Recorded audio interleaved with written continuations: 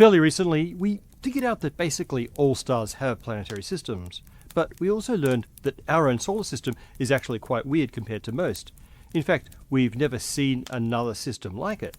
So either we are extremely rare, or we're about to discover that there are countless solar system-like systems in the next big data drop from Gaia. Could go either way, but the answer has deep implications for the rarity of life in the universe.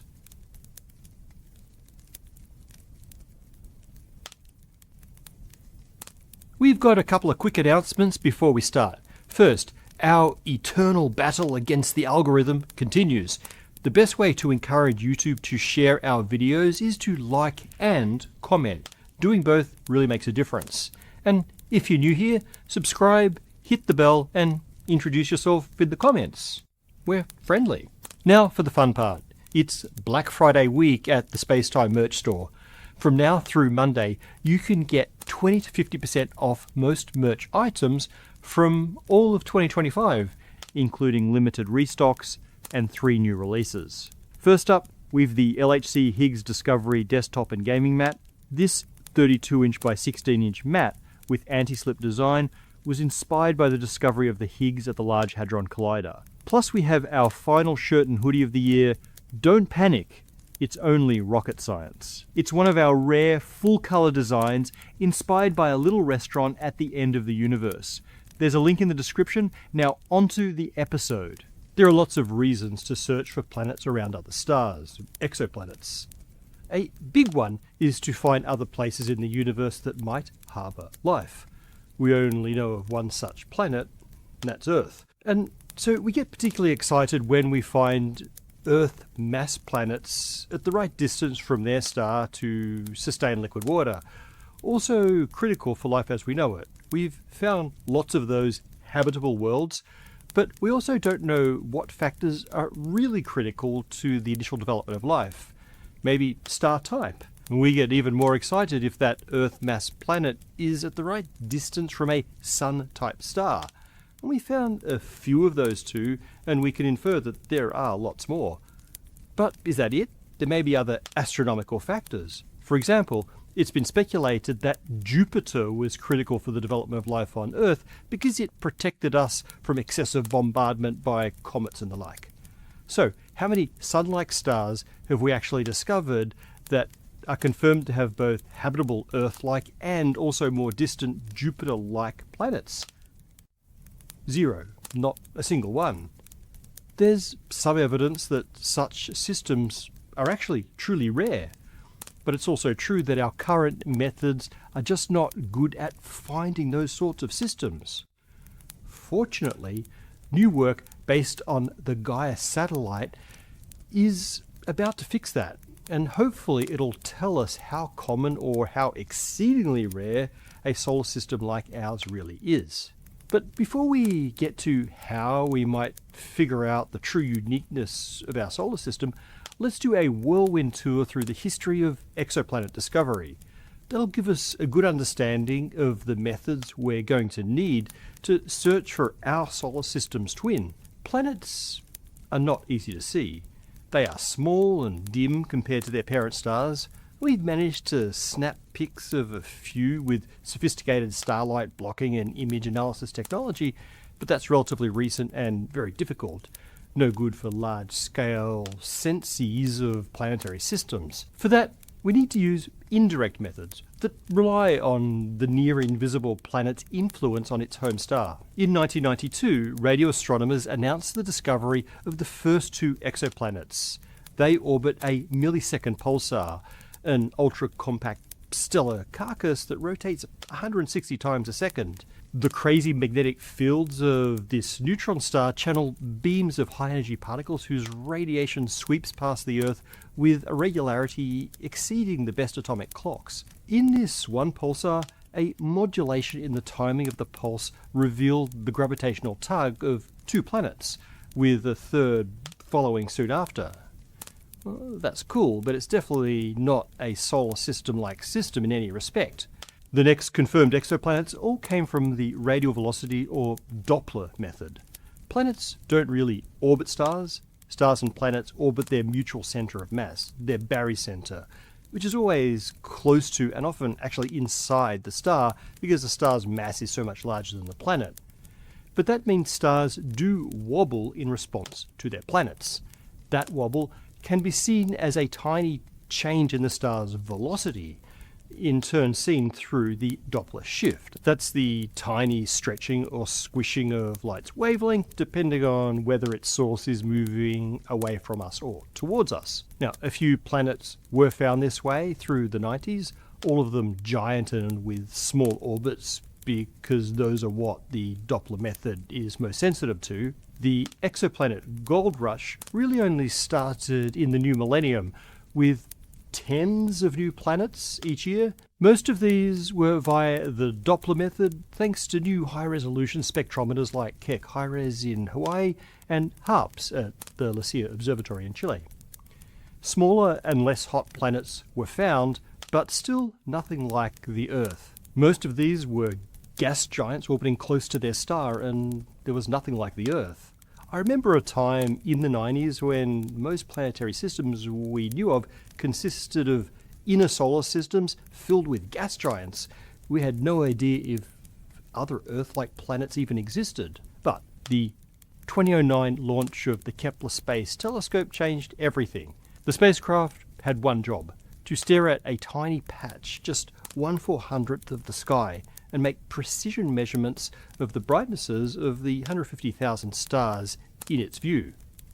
Tiny repeating changes in those brightnesses revealed miniature eclipses, occultations, as exoplanets passed in front of their home stars.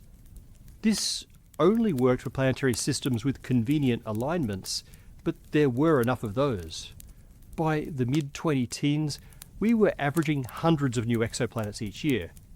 And this method was finally sensitive to Earth analogues, in principle anyway. We have found several Earth-ish sized planets in their stars' habitable zones. Most of these are around red dwarf stars, but also around a handful of stars that are more like the Sun. Now, extrapolating from Kepler's discoveries and taking into account planets that Kepler probably missed, astronomers inferred that there are something like 11 billion Earth-like planets around Sun-like stars in the Milky Way alone. This huge number of Earth-Sun analogues is promising, but there is a catch. The majority of planetary systems catalogued by Kepler and other transit and Doppler surveys seem to look nothing like our solar system. Planets of a given system have a surprising tendency to be all roughly the same size. Maybe you remember the TRAPPIST-1 system with a string of 7 roughly Earth-mass planets orbiting close around a red dwarf. More common are chains of super-Earths or mini-Neptunes. The thing we don't tend to find are a chain of terrestrial planets in an inner solar system followed by a chain of gas giants in the outer. The term peas in a pod describes this new picture in which planetary systems tend to have similar mass planets. If that's how such systems tend to form, usually, then it raises big questions about why our solar system didn't form that way. There are solid hypotheses for this, the most prominent being the Grand Tack hypothesis, which suggests that Jupiter migrated into the inner solar system in its early times, disrupting the larger worlds that were still developing there, before retreating to the outer solar system again. The inner solar system then had to pull itself together from the depleted remnants of Jupiter's rampage. If this event resulted from some unusual gravitational interaction, say with a passing star, then it might mean that our planetary configuration is pretty rare. But we just don't know how rare. The main reason for that is a bit surprising. Jupiter-like worlds in Jupiter-like orbits are actually hard to confirm from past surveys, despite those planets being so much more massive than any terrestrial planet. The main challenge is the length of the year of such an outer system body, 12 years in the case of Jupiter. Now, the Doppler method can identify Jupiter-like companions from the wobble it induces in its star.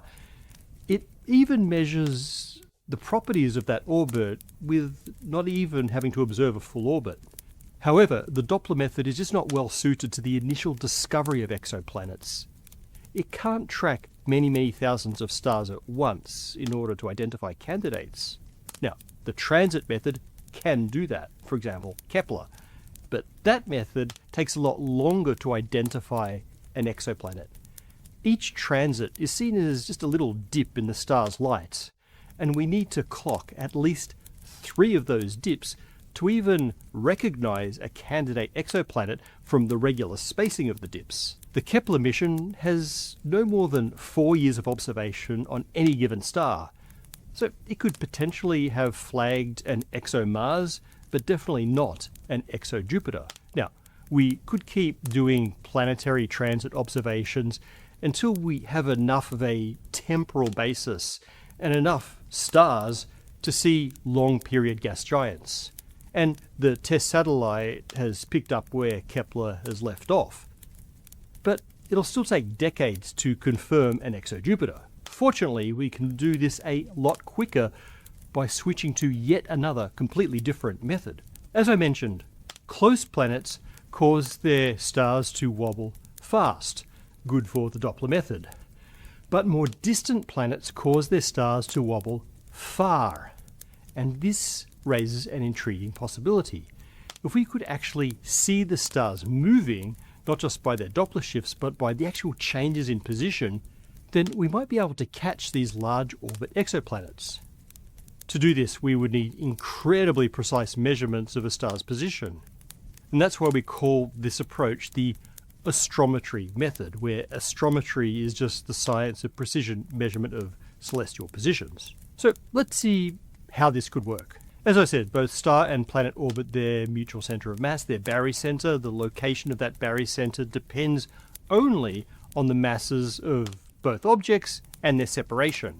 It's always closest to the star, but the distance of the barycenter from the center of the star is proportional to 2 things: the relative mass of the planet and the distance of the star to the planet. Planets with larger orbits actually pull the barycenter further from the star than those with smaller orbits. And that's perfect because it makes the astrometry method more sensitive to large orbits, where both the Doppler method and the transit methods are better for small orbits. And that's what we want for finding exo-Jupiters. We do still have the problem that these sort of wide orbit exoplanets also have long orbital periods. But with the astrometry method, we actually see the orbit playing out, and so we don't have to wait for even a full exo-year to start to characterize the orbital parameters. Finally, astrometry can detect planetary systems with any alignment relative to us, whereas the transit method only catches those that happen to be conveniently oriented to produce said transits. And even the Doppler method is insensitive to systems that are flat against the plane of the sky. Okay, so we now have a third method for finding exoplanets that seems to shore up some of the weaknesses of the other 2. So what have we done with this? Well, this is exactly how astronomers first confirmed that Sirius, the brightest star in the sky, has a faint white dwarf companion, Sirius B, and that was way back in 1844. Plenty of other binary stellar companions have been found that way, including things like companion black holes and neutron stars, but detecting an actual exoplanet this way is much harder due to the tininess of the star's wobble and the extreme resolution required to see that wobble. It wasn't until 2010 that we detected our first exoplanet via astrometry, but at that point Kepler was in full swing and just way more productive. What we needed was a dedicated astrometry satellite. Enter Gaia. Gaia was launched in 2013 and took data until March this year, over which time it scanned the entire sky over and over to make a census of 1 billion stars in the Milky Way. The main superpower of Gaia is precision astrometry. It does this in a cool way. Gaia has 2 telescopes actually on a spinning platform and achieves precise position measurements by converting the problem into a precise measurement of time, the time that a star crosses through the fields of view of both telescopes. Now, by combining 50 to 75 observations, Gaia can achieve a position resolution roughly the angular size of a US quarter on the moon. So Gaia's primary goal was to measure stellar parallax. That's the apparent shift in a star's position as Earth orbits the Sun. And Gaia has enabled astronomers to calculate distances to actually 1.3 billion stars across the Milky Way.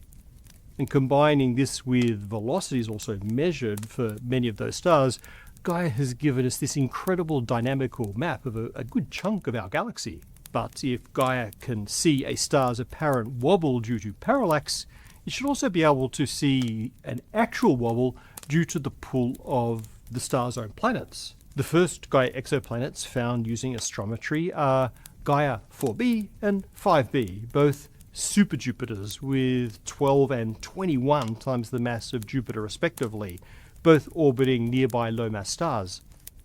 It was a painstaking task to sift these out of Gaia's third data release in 2023. First, astronomers had to identify wobbles consistent with exoplanets, and then rule out other causes, and then follow up the candidates with radial velocity measurements to confirm. But Gaia 4b and Gaia 5b are definitely there. These objects are unusual because they are superjupiters orbiting stars that are smaller and less massive than the Sun. This combination of giant planet and small star was thought to be extremely rare, so we've already learned something new here. But then again, the wide orbits of these guys make them hard to see by other methods, so we never really knew much about such systems in the first place. What we do know is that Gaia can spot gas giants far from their stars. Gaia 4b and 5b have proved that. And in astronomy, where there's one, there are many. These planets mean that there's a whole population of undiscovered planets hiding in the Gaia data waiting to be discovered. And that's going to happen following Gaia's Data Release 4 in December 2026. The Gaia DR4 will be different because it'll include, for the first time, Gaia's time series measurements of stars' positions on the sky, rather than just the parallaxes. DR4 will also span 5.5 years, about twice as long as DR3. This enables the detection of planets more distant from their stars, because these take years to complete an orbit. Candidate exoplanets will be followed up with radial velocity Doppler observations, and these will confirm cases of interest and better measure the properties of the planets. But without Gaia, we wouldn't even know where to start looking in the first place. Okay, so how many exoplanets do we expect Gaia to find? Well, we talked to the astrophysicists who figured that out, Caleb Lammers and Josh Wynn, who recently published a study on exactly this subject. Based on simulated Gaia data, they predict that Data Release 4 will lead to 7,500 exoplanet detections, give or take a couple of thousand. This is likely to more than double the number of known exoplanets, which currently stands at about 6,000 confirmed, around half of which are from Kepler. Gaia DR4 will include only half of the data that the Gaia Space Telescope has collected. The full data set, DR5, will include astrometric measurements spanning 10.5 years and will be released in the early 2030s. The number of exoplanets will then explode, even over the DR4 figure. There are two main reasons for this. The longer time span of observations makes Gaia sensitive to planets with longer orbital periods, so just more planets. Also, these longer orbital periods correspond to larger, physically larger orbits, and that means larger stellar wobbles. And the larger the wobble, the further away it can be detected by Gaia, making the mission sensitive over, well, a larger volume of space. Lammers and Wynn predict that DR5 will include a staggering 120,000 exoplanet detections, give or take. That's a 20-fold increase on the current exoplanet numbers. But will we detect our solar sister or one like it? Gaia will be sensitive to Jupiter-like worlds and those larger, so-called super-Jupiters, with orbits within 1 to 5 times the Earth-Sun distance, or astronomical units. Jupiter itself is 5 AU, and so Gaia should be able to spot a Jupiter analogue. It won't be sensitive enough to detect the wobble due to Earth-like planets, but that's fine, because TESS will observe a chunk of Gaia's systems to get the inner systems of those. This combination of astrometric detections from Gaia and transit discoveries from Kepler and TESS will give us something close to a comprehensive census of possible planetary systems.